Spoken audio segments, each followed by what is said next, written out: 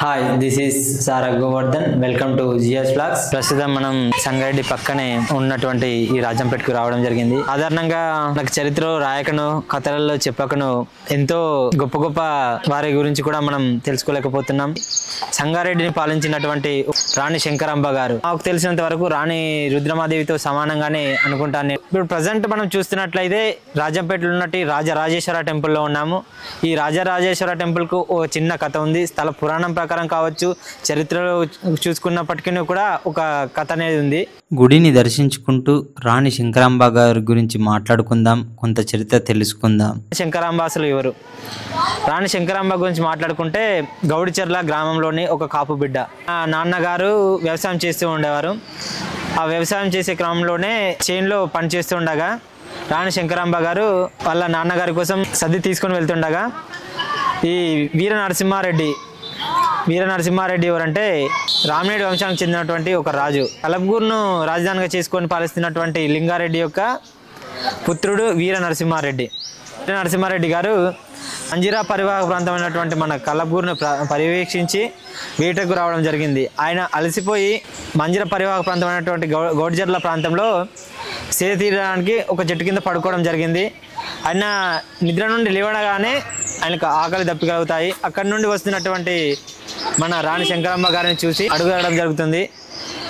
ఆమె రాజుగారి ఆజ్ఞ మేరకు, రాజుగారు అడిగినప్పుడు ఎవరైనా సాయం చేయాల్సిందే కదా అని ఆమె వెళ్ళి ఆమె నాన్నగారికి తీసుకెళ్తున్నటువంటి అన్నాన్ని కానీ నీళ్ళని కానీ ఇవ్వడం జరుగుతుంది. తల్లిదండ్రులు ఉన్నటువంటి సంగారెడ్డికి రాజమ్మ గారులను ఒప్పించి రాణి శంకరాంబ గారిని చేసుకోవడం జరిగింది. కొంతకాలం తర్వాత రాణి శంకరాంబ గారికి ఒక పుత్రుడు పుట్టడం జరుగుతుంది. అతని పేరే సదాశివరెడ్డి. మన రాజుగారు అయినటువంటి వీర నరసింహారెడ్డి గారికి నమ్మిన వారే ఆయనకి విషమిచ్చి చంపడం జరుగుతుంది. ఆ తర్వాత మన అందోళ సంస్థానం ఒక రాజులేని రాజ్యం అయిపోతుంది. ఆ కాలంలోనే మన చుట్టూ ఉన్నటువంటి హైదరాబాదు దాడులు చేయడం జరుగుతుంది, మన చుట్టూ ఉన్న రాజులు. ఆ టైంలోనే రాణి శంకరాంబ గారు ఆమె ధైర్య సాహసాలతో ముందుకు వచ్చి రాజ్యాన్ని కాపాడుకొని శత్రువులను చీల్చి చెండాడి మన రాజ్యాన్ని కాపాడుకోవడం జరుగుతుంది. రాజ్యాన్ని కన్న బిడ్డల్లాగా చూసుకొని రాణి పాలిస్తూ ఉండేది. ఆమె యుద్ధం చేసిన విధానాన్ని చూసి నైజాం ప్రభు రాణికి రాయి బాగిన్ అనే ఒక బిరుదుని ఇవ్వడం జరుగుతుంది. మన తెలుగులో చూసుకుంటే రాయిని శార్దూలం అంటే పెద్ద పులి, ఒక పెద్ద పులిలా గాండ్రించి శత్రువులను చీల్చి చెండాడి రాజ్యాన్ని సొంత కన్న బిడ్డల్లాగా చూసుకున్నటువంటి మన రాణి శంకరాంబ గారు కొడుకైనటువంటి సదాశివరెడ్డి గారికి రాజ్యాన్ని అప్పచెప్పడం జరుగుతుంది. ఆమె తీర్థయాత్రల కోసం వేములవాడ రాజరాజేశ్వర టెంపుల్ వెళ్ళడం జరిగింది. ఆ రాజరాజేశ్వర టెంపుల్లో ఉన్నటువంటి ఆలయ పెద్దలు, అర్చకులు ఆమెను అంగీకరించారు. ఆమె ప్రస్తుతం ఆ టైంలో రాజపుండు అనే వ్యాధితో బాధపడుతుంది. ఆ కారణం చేత లోపలికి రానియడం ఆమెను దర్శనానికి అంగీకరించరు.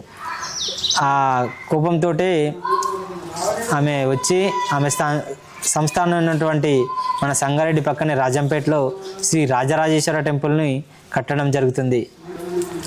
ఈ రాజరాజేశ్వర టెంపుల్ ధ్వజస్తంభం నుండి అక్కడ వేములవాడ రాజరాజేశ్వర టెంపుల్ వరకు సొరంగ మార్గం ఉందని మన చరిత్ర కూడా చెప్తూ ఉంది. ఈ సంగారెడ్డికి రాజంపేటకి గల ఈ పేరు రావడానికి గల కారణాలు ఆమె తండ్రి అయినటువంటి సంగారెడ్డికి సంగారెడ్డిపేటగా పెట్టడం జరిగింది.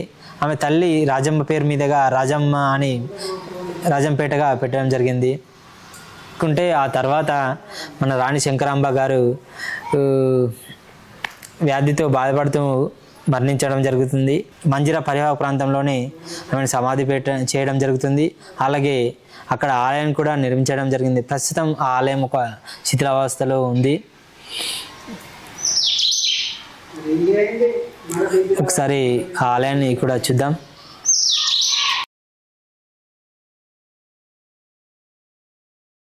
గ్రామంలోనే రాణి శంకరమ్మ గారు మరణించడం జరిగింది కాబట్టి ఆమె సమాధిని ఇక్కడ మంజిరా ఒడ్డున నిర్మించడం జరిగింది. ఇక్కడ ఆమె సమాధి పైన శివలింగంను, ఒక శివస్వరూపంను ఇక్కడ ఏర్పాటు చేసి, ఆల్రెడీ శార్దూల బిరుదాంకిత శంకరమ్మ కాబట్టి ఆమె శార్దూలం అంటే శార్దూలం అనగా పులి కాబట్టి ఆమె పులికి సంబంధించిన ఇక్కడ ఆనవాళ్ళు గిన మనకు కనిపిస్తాయి. ఇక్కడ 2 పులులగిన పక్కకు ఆమె చిరస్మరణీయంగా ఉండాలనే ఉద్దేశంతోనే ఆమె సమాధి పక్కన పుల్ల బొమ్మలు గిన పెట్టేసి ఆ విధమైన సమాధిని ఇక్కడ ఏర్పాటు చేయడం జరిగింది. ఎందుకంటే వీళ్ళు ముందుగా మాంజీరా నది పర్యావరణ ప్రాంతకం నచ్చి ఇక్కడ రాజధాని ఏర్పాటు చేసుకోరు కాబట్టి అక్కడనే ఆమె సమాధి ఉంటే మంచిగా ఉంటుందనే ఉద్దేశంతో ఆ రాజులు ఇక్కడ వారి సమాధిని ఏర్పాటు చేసి వారి హయాంలో ఇక్కడ సమాధి వలన పూజ పునస్కారాలు గిన చేసిరని చెప్పి నానుడిగా ఉన్నది.